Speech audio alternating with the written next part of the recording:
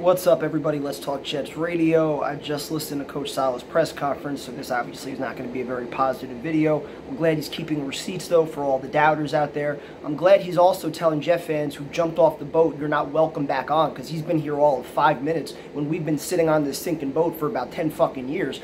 But let's go step by step here. So he starts by praising the defense with his press conference, which I have no issue with. The defense held the team in the game for the first half.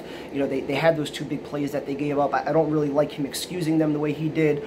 But at the end of the day, they kind of did all they could to at least keep the Jets in the game for the first half. So you want to excuse the defense in some regard, fine. Joyner still played awful.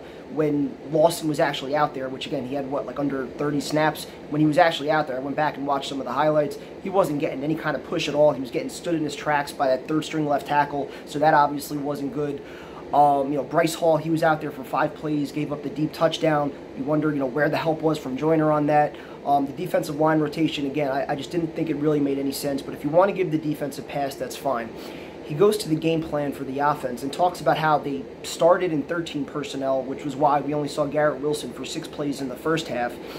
Then, when asked about, well, why did Uzomah disappear in the second half? Well, the Jets, I guess, adjusted their game plan. Flacco somehow throws the ball 59 times. I have no idea how that happens. Again, the game was pretty close going into the second half. How he's throwing the ball that much when you can't pass protect. Tomlinson was getting shoved 4 or 5 yards into the backfield. If he doesn't step it up, that contract is going to look awful pretty quick.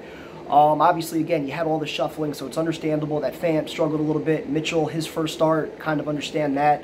But AVT, I think he was the only guy with like a positive grade on that offensive line. But 59 throws is still inexcusable. I still don't understand how you had a month to plan for this game, and they basically abandoned the game plan after 2 drives, where it's like it kind of made sense what the initial game plan was: go heavy, 2 tight end, 3 tight end sets, try to run the ball, and then after 1 quarter with the game 3 points away, it's like, all right, no, let's put the receivers back out there, but not Garrett Wilson. I don't really understand that.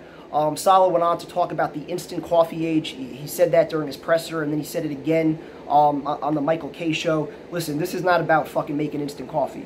This is about playing competitive football. Like Brian Dable, his first game with a bottom offensive line, a quarterback that's not his, that's probably on the way out.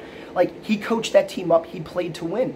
I mentioned this last night, every other team that's ranked below the Jets, they found a way to play competitive football, almost all against better teams, and some actually found a way to win. So I think raising the bar a little bit, expecting better football, I don't really think that's asking much. So for him to double down, challenging all the doubters, keeping all the receipts, wanting to shove it down people's throats, is this really the time for that speech?